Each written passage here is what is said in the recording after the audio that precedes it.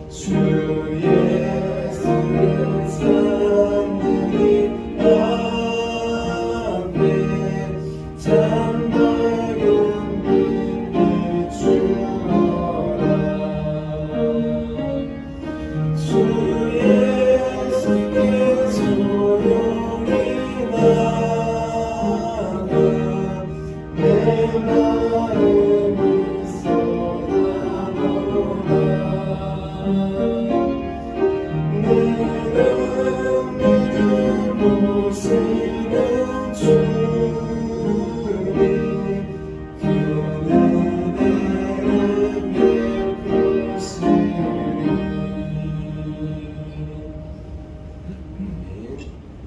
우리 함께 금요일 아침에 드리는 기도 함께 드리겠습니다. 금요일 아침에 드리는 기도입니다. 함께 기도하겠습니다. 주님, 제 영혼이 잠잠히 주님만 기다립니다. 나의 구원은 오직 주님에게서 나오기 때문입니다. 자비로운 주님, 이 시간 제게 임재해 주셔서 제 마음에 기쁨과 평안을 가득 부어주시고 제 모든 길을 인도하셔서 오늘 하루의 시간이 주님의 사명을 이루는 복된 날이 되길 원합니다. 예수 그리스도의 이름으로 기도합니다. 아멘. 아멘. 우리 함께 오늘 하나님께서 주신 말씀 함께 보도록 하겠습니다. 오늘 우리에게 주신 하나님의 말씀은 마태복음 15장 32절에서 39절까지의 말씀입니다. 마태복음 15장 32절에서 39절까지의 말씀입니다.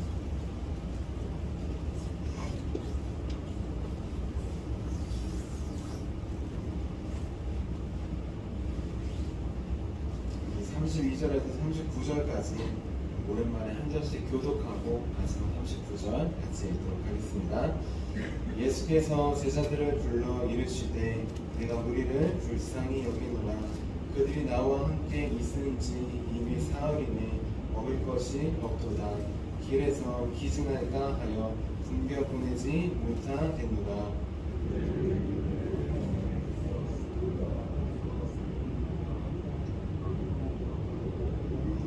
예수께서 이르시되 너희에게 떡이 몇 개나 있느냐. 이르되 7개와 작은 생선 2마리가 있나이다 하거늘 떡 7개와 그 생선을 가지사 축사하시고 떼어 제자들에게 주시니 제자들이 우리에게 주매.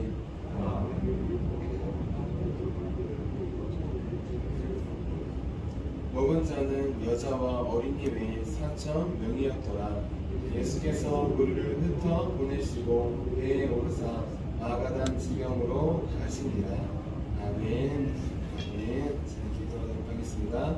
살아계신 하나님, 빗속에서도 주님께 나오게 하시면 감사합니다. 길을 뚫고 우리가 주님께 나오기 전에 저 하늘 영광 버리시고 저 우주를 넘어 십자가를 뚫고 우리에게 오신 주님을 바라봅니다. 그 주님께서 오늘 말씀을 통하여서도 우리에게 찾아와 주시옵소서. 다른 누가 아니라 바로 나에게 찾아와 주시옵소서. 나에게 찾아오셔서 말씀하실 주님을 기대하며 살아계신 예수님의 이름으로 기도합니다. 아멘. 아멘. 우리 오늘도 날 위해 주신 하나님의 말씀 듣기 위해, 전하기 위해 이렇게 새벽 기도에 나오신 우리 모든 성도님들을 주님의 이름으로 환영하고 축복합니다. 우리 지지난주 제가 새벽 기도에 마지막 말씀을 전했을 때 주님의 영광을 바라보는 자라는 제목으로 함께 말씀을 나눴습니다. 예수님, 그분은 자기에게 나오는 모든 자들을 한 명 한 명 하나하나 만져주심으로 고쳐주시는 분이라고 했습니다. 누구든지 그 앞에 나오면 몸과 마음과 영혼이 무엇이 아프든지 예수님께서 하나하나 만져주시고 고쳐주신다고 하였습니다. 그런데 중요한 것, 아파서 나오는 자들 치유와 구원을 경험하는데 치유와 구원의 영광, 예수님께서 행하시는 이 영광은 아픈 자들이 보는 것이 아니라고 하였습니다. 아픈 자들은 낫고 나면 자기의 아팠던 몸과 마음을 보면서 내가 고침받았다, 나를 먼저 보기 때문입니다. 몸과 마음이 아픈 자들, 그들을 데려온 사람들이 바로 예수님의 치유와 구원의 영광을 먼저 바라볼 수 있다고 하였습니다. 그래서 이제부터는 혼자 나오는 것이 아니라 힘든 자들, 눈과 귀가 손과 발이 아픈 자들, 홀로 예수님께 나아올 수 없는 자들, 그들과 함께 나오자고 했습니다. 그들의 손과 발이 되어서 힘들지만 같이 한 걸음씩 주께 인도하자고 하였습니다. 그래서 우리도 주의 놀라운 구원의 영광, 주의 영광을 먼저 바라보고 고백하며 높이는 저와 여러분이 되자고 하였습니다. 우리 이어서 오늘은 기적의 시작이라는 제목으로 함께 이 말씀을 나누겠습니다. 제목을 함께 따라해 볼게요. 기적의 시작. 지금으로부터 약 10년 전 태국의 트루무브H라는 이동통신회사 휴대폰을 만드는 회사에서 만든 감동적인 광고를 하나 보았습니다. 한 아이가 약을 훔쳐서 달아납니다. 그러다가 주인에게 잡혔어요. 약국의 주인이 아이를 때리며 구박합니다. 이 도둑놈의 자식아, 너 뭐하라고 이걸 훔쳤어? 빨리 대답 안 해? 하면서 아이를 혼내고 때리고 야단칩니다. 그래서 아이가 작게 대답해요. 엄마 주려고요. 그래도 약국 주인은 계속 혼냅니다. 때립니다. 도둑놈이라고 하고 욕하면서 혼내고 있습니다. 그래서 옆에 있던 식당을 하는 한 아저씨가 나왔습니다. 그리고 아이에게 잠깐 멈추게 한 다음에 아이에게 이렇게 물어봅니다. 너희 엄마 아프시니? 그러자 아이는 고개를 숙이지 아무 말도 하지 않고 계속 고개를 끄덕입니다. 그러자 식당 주인이 이제 주머니에서 슬금슬금 돈을 꺼내더니 하나하나씩 세면서 약값을 대신 지불해줘요. 그리고 자기 딸에게 식당에서 파는 스프를 하나 싸오라고 합니다. 그리고 이 약과 스프와 함께 아이에게 주고 아이는 울면서 뛰어서 집에 돌아갑니다. 이 모습을 보고 있던 식당 주인의 딸은 한숨을 쉬어요. 우리 아빠 또 저러신다. 아빠가 다른 사람들 불쌍해서 도와주는 게 한두 번이 아니었기 때문이에요. 그냥 누구든지 불쌍하면 음식도 공짜로 주고 다 그냥 도와줬기 때문입니다. 그렇게 시간이 많이 흘렀습니다. 어느새 30년이라는 시간이 흘렀습니다. 이 식당 주인의 딸은 아가씨가 되었어요. 그리고 여전히 아버지의 식당 일을 도와주고 있었습니다. 그러던 어느 날 아버지가 식당 일을 하시다가 뒤로 쓰러집니다. 갑자기 정신을 잃고 쓰러진 거예요. 그리고 머리를 쾅 부딪히고 병원에 실려갑니다. 구급차를 타고 응급실로 실려가게 되었습니다.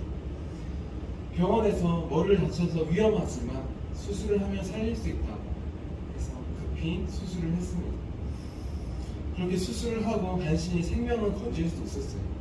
그런데 이 소녀는 수술비를 보자 낙담했습니다. 왜냐하면 수술비가 우리나라 돈으로 약 3천만 원 정도 되었기 때문이에요. 10년 전에 약 3천만 원이면 지금보다 더 큰 값어치입니다. 당연히 소녀에게는 수술비가 없었어요. 왜냐하면 아버지가 불쌍한 사람들만 보면 다 도와주었기 때문이에요. 그래서 항상 집은 가난하고 어려웠습니다. 소녀는 갚을 돈이 없자 낙담합니다. 그리고 몇 날 며칠을 아버지의 병상 옆에 누워서 울면서 잠듭니다. 그런데 어느 날 눈을 떠보니 침대 앞에 새로운 의료비용 고지서가 놓여 있었습니다. 그리고 그 고지서에는 이렇게 쓰여 있었습니다. 의료비용 요약, 영원, 총 금액은 0원입니다. 그리고 고지서 밑에 작은 글씨로 이렇게 쓰여 있었습니다. 이 모든 비용은 이미 30년 전에 지불되었습니다. 3통의 진통제와 그리고 야채 스프와 함께. 그렇습니다. 이 다쳤던 아버지를 구해준 사람, 고쳐준 사람, 그리고 영원 의료비를 받지 않는 사람, 그 사람이 누구냐? 바로 30년 전에 아버지가 도와주었던 한 작은 소년이었던 것이 울면서 약과 스프를 가지고 집에 돌아갔던 이 소년, 어머니에게 약을 드리고 스프를 같이 나눠 먹으면서 다시 살아났던 이 소년이 아버지를 고쳐주었던 것입니다. 광고는 이렇게 끝납니다. 이 광고를 보면, 직접 보면 큰 감동을 느낄 수 있는데 이 광고에 보면 크게 3가지 기적이 나와요. 첫째는 가난해서 약을 훔쳤던 이 소년, 꿈을 꿀 수 없고 그냥 아무런 생각을 할 수 없던 이 소년이 시험을 가지고 자라서 의사가 된 것이에요. 그리고 두 번째는 무엇이냐? 수술 비용이 없어서 낙담한 이 소녀에게, 아거신에게 영원이라는 새로운 의료비용 고지서가 날아왔던 것입니다. 그리고 마지막 기적은 무엇이냐? 불쌍한 사람들 또 돕네. 저런다고 누가 알아주나? 아버지의 그 마음을, 그 헌신을, 불쌍한 사람들을 돕는 그 부재를 끝끝이 하면서 보았던 이 딸이 이 기적들을 통하여서 다른 사람들을 바라보는 시각이 바뀌어졌다는 것입니다.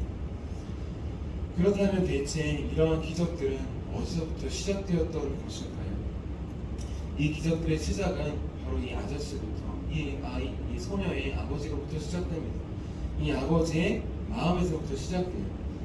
구박당하고 있던 한 소년을 향한 불쌍한 마음, 긍휼한 마음을 품고 나아갔던 이 한 사람에게서부터 시작되었던 것입니다. 이렇게 모든 기적의 시작은 바로 불쌍한 마음을 갖고 나아가는 긍휼의 마음으로부터 시작됩니다. 우리 오늘 말씀해 보면 예수님께서 7병이어의 기적을 일으키시는 모습이 나옵니다. 5병이어의 기적은 5병, 떡 5개와 이어 물고기 2마리로 남자만 5,000명 이상을 먹이신 사건이에요. 그리고 이 사건은 유대인들에게 베푸신 기적입니다. 그런데 오늘 나와 있는 7병이어의 기적은 무엇이냐? 7병, 떡 7개와 이어 물고기 2마리로 이 4,000명이 넘는 사람들을 먹이신 사건입니다. 그리고 이 사건은 유대인이 아니라 이방인에게 베푸신 기적입니다. 유대인과 이방인에게 모두 기적을 베풀어 주셨습니다. 그렇다면 예수님께서 이 기적을 베푸신 시작은 무엇이었을까요? 예수님께서 자신이 메시아임을, 하나님의 아들임을 알려주시기 위해 베풀어 주셨을까요? 아닙니다. 예수님께서 기적을 베푸신 이유는 오직 한 가지밖에 없습니다.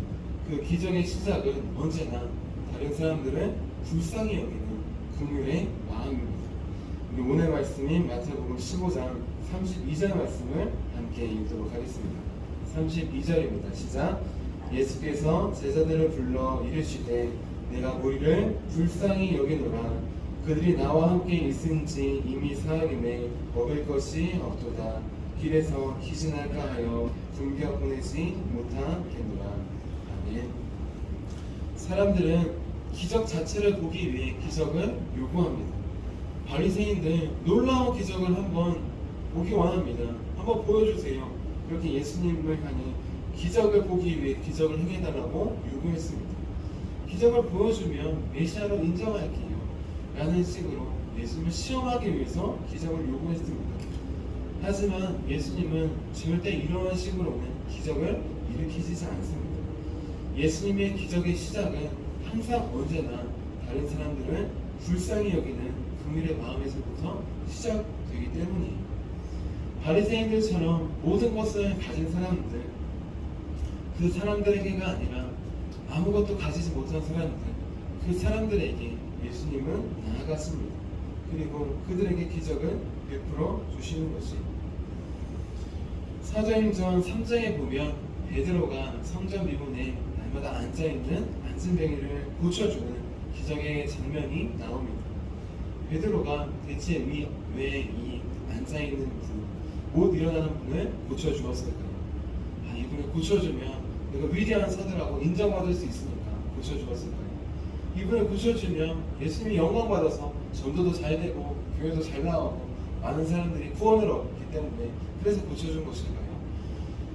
베드로는 내가 이렇게 하면 이렇게 하겠지, 그걸 계산하거나 생각해서 나아가지 않았습니다.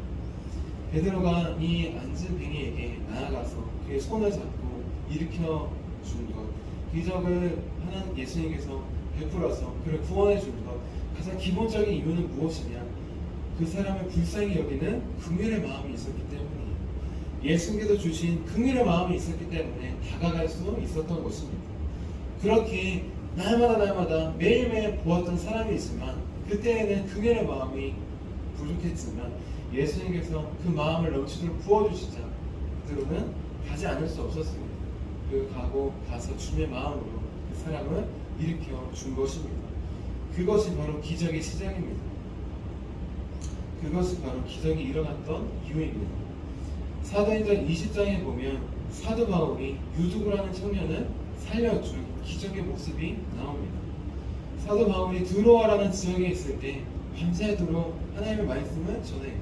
그때 유두고라는 청년이 3층 큰 다락방에 있는데 자리가 없어서 창문에 걸터 앉아 있었습니다. 그런데 말씀을 듣다가 너무 졸려서 그만 졸다가 뒤로 넘어져 버렸어요. 그래서 창문 밖으로 3층인데 떨어져 버렸습니다. 그리고 그만 죽게 되었습니다.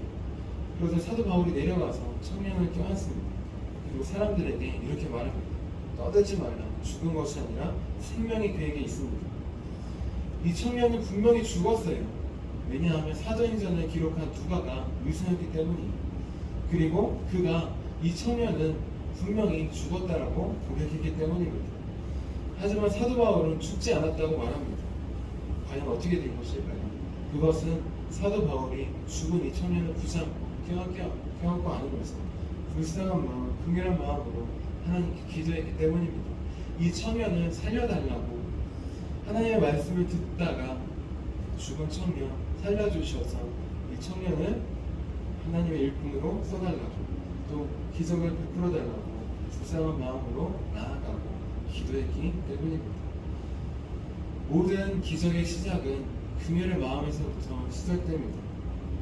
죽은 자가 다시 살아나는 기적, 죽은 영혼이 다시 살아나는 기적은 긍휼의 마음에서부터 시작되는 것입니다. 우리가 주님께서 베풀어 주신 그 불쌍히 여기는 마음, 우리를 긍휼히 여긴 마음이 있었기에 우리도 이 자리에 있는 것입니다. 나는 지금 다른 사람들은 긍휼의 마음으로 바라보고 있습니다. 내 긍휼의 마음은 이럴 수 있어요. 내가 높고 저 사람은 낮기에 긍휼의 마음이 나갈 수 있습니다. 나는 잘 살고 저 사람은 못 먹고 부족하기에 긍휼의 마음이 나갈 수 있습니다.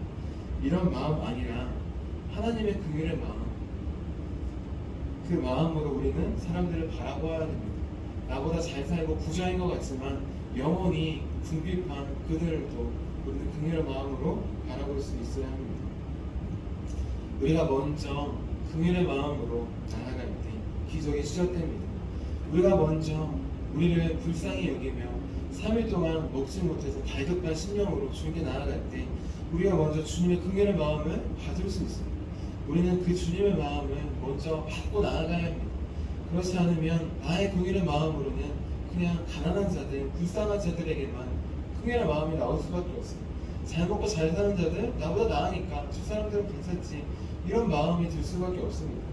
하지만 주님께 나아가면 음식이 중요한 게 아니라, 겉으로 보이는 게 중요한 게 아니라 영원히 긍휼한 마음을 품게 됩니다. 아무리 잘 먹고 잘 살아도 예수님이 없는 그들에게 궁핍한 그들의 영혼을 우리는 볼 수 있게 됩니다. 우리 이제 긍휼의 마음 먼저 받아서 나아가기를 원합니다.